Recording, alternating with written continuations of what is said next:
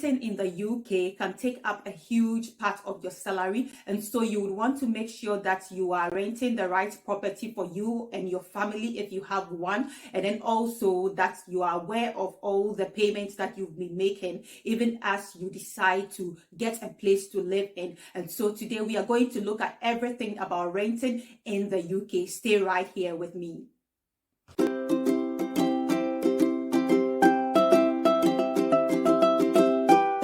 Hello, moms, friends, parents, and carers, and welcome back to Every Mom's Hub. My name is Jabaki, and today, if this is the first time that you are joining us, then I say a big welcome to you. Don't forget to subscribe to this channel so that we can continue providing you with this great content. And also, if you've been with us, if you're a returning subscriber, you are so much appreciated. So keep up with us in the journey, and we'll keep on having great moments even as we share information together. Just as I said, today we are going to look at renting in the UK. There are certain charges that you may not be aware of, especially if you're coming from a different country and you want to rent a place to live in the UK. There are other charges that you need to be aware of so that it doesn't come as a shock to you even as you decide to rent here, and other rules that you need to know so that you will be confident when you are going to rent a place to live in. Whether you're alone or with a family, you would get the right property to live in. So stay right here with me. We'll look into that shortly. Friends, before you rent a place to live in, you must first of all decide on the kind of property that you want to rent. Whether it's a house in multiple occupation, that is compound house in our Ghanaian setting, we call it compound house, like a place where you have different families living together, sharing a common area such as the living area or the kitchen. That is what we call the house in multiple occupation. So you have to decide especially if you're a single person or you feel that you don't have that much money to rent a house, then you can go in for this house in multiple occupation. Or you can decide if you want a house for yourself or you want to get an apartment for yourself. So this is something that you have to decide on even before you begin searching for a place to live in. And afterwards, after you decide the kind of property you would want to live in, you have to decide also the place that you want to live in. Is it a city center or the outskirts of the city center or a rural setting?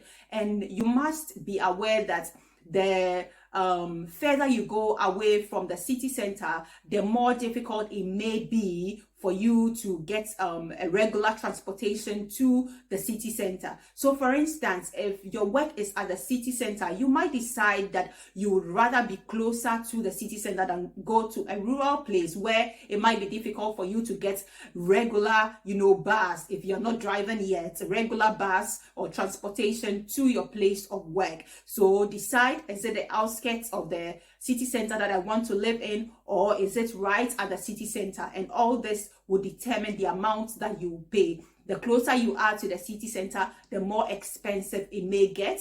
So this is something that you have to decide on. Again, in renting, you can either rent from the council or from a private landlord. And if you're coming from outside the UK, it's unlikely that you would get a council house to live in because they have some quite strict criteria. So it's not possible that you may get a council housing. So you are likely to go in for a private landlord sort of renting. With a private landlord, you can decide to rent directly from the private landlord or from a letting agent. Usually the letting agents work on behalf of the landlords. They take care of the property for the landlord. They take the rent for the landlord, and also if there is any problem in the property, you talk to the letting agent, then they would let the landlord know. But then the common thing that we see over here for us, especially who are coming from outside the UK, is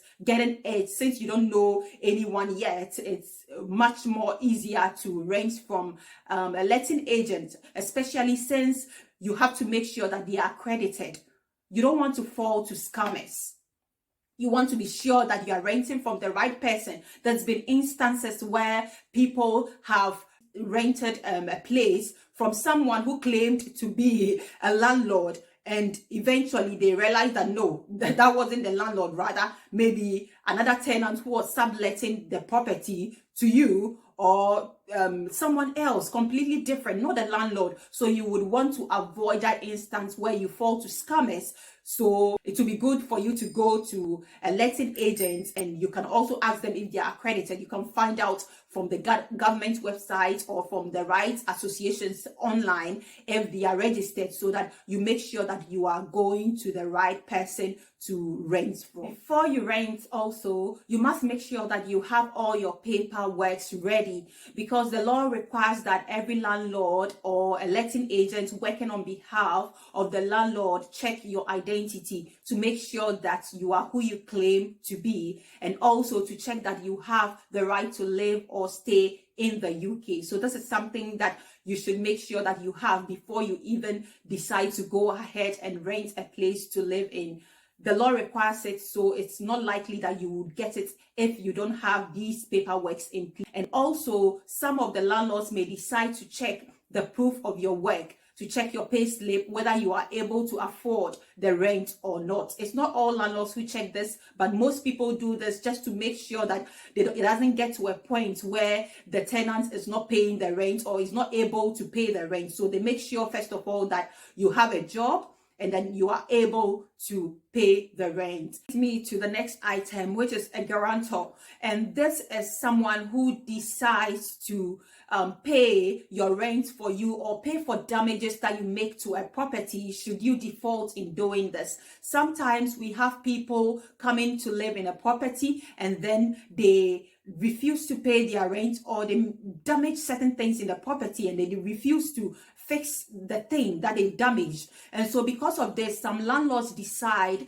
to ask for guarantors who will pay for that damage or that rent that the tenant refuses to pay. So I just want you to be aware of that sometimes you may be asked to provide a guarantor who will stand in for you should you default in payments. It's not all landlords or letting agents who require this, but then just be aware of it, that some of them may ask for it, and so you shouldn't be surprised if you are asked about this. And coming from outside the UK, you may not know anyone here, or no one may be willing to stand in for you should you default your payments. Would rather want to go in for a property that they are not asking you for any guarantor, so you would look for other alternatives instead of one looking for a guarantor to stand in for you. In the UK also, landlords or letting agents acting on behalf of landlords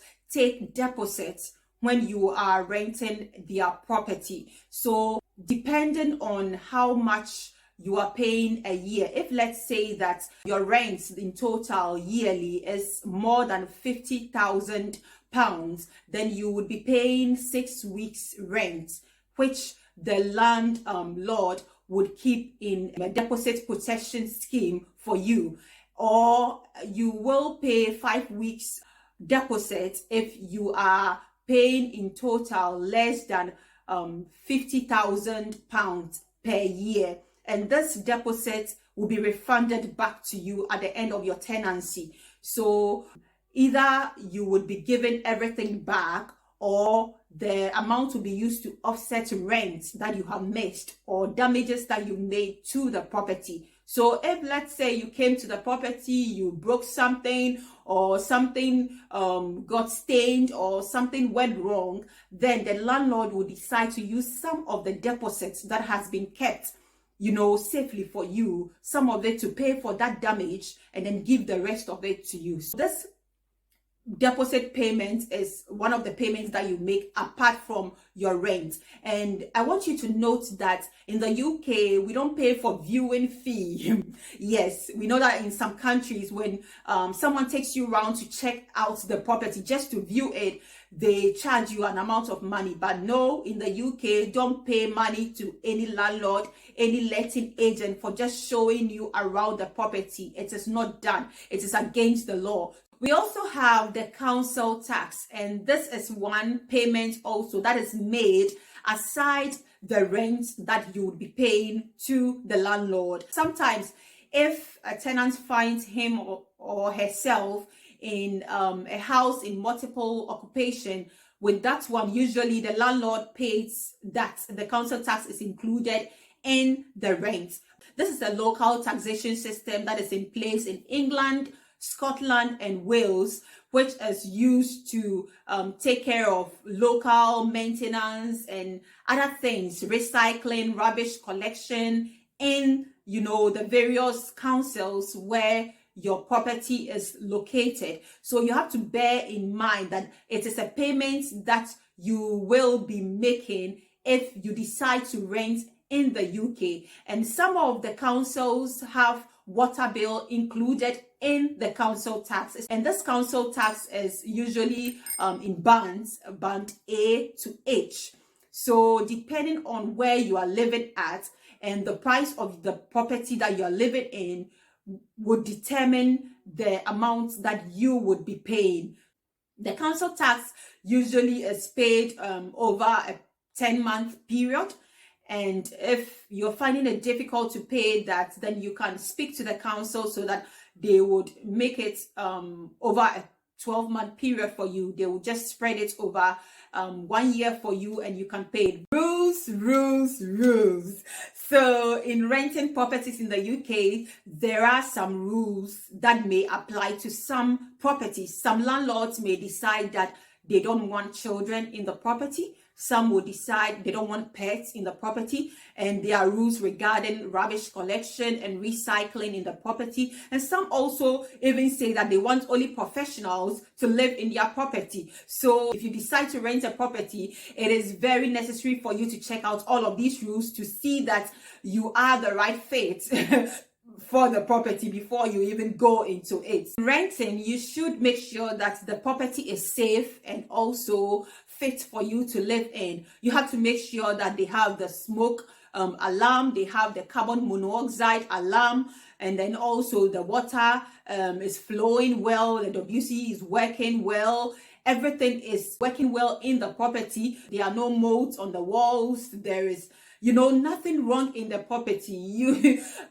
Considering how much you're going to pay, you wouldn't want to end up in a place where you would, you wouldn't feel safe, or things are not working well and you would have to be calling the letting agent or the landlord time and again, or reporting them to the council. You just can't afford to waste your time doing that in this country. So make sure, first of all, that everything is safe, everything is working out well before you move into the property. And in view of this, before you move into a property, you are given something called the inventory, which is a list of all the things within the property. So it lists everything step by step. Everything is listed so that you can go around the property and make sure that what they have listed on the checklist is indeed in the property. And it might also be good for you to take pictures just to prove certain things, especially if there is something damaged in the property. You would want to take a picture to prove to them, if later on it comes up that you are the one who destroyed it or you are the one who caused that damage,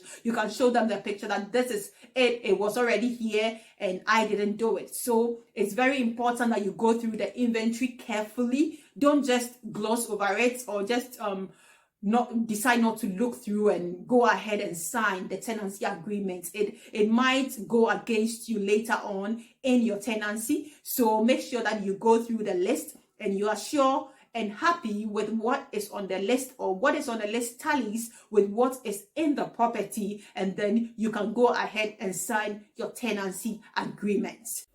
In getting a place to rent, you can decide to check online. There are many online websites where you can check out for places to rent. We have Zoopla, we have On the Market, we have different websites where you can check out apartments or houses that you can rent from. And also you can decide to go to your local council.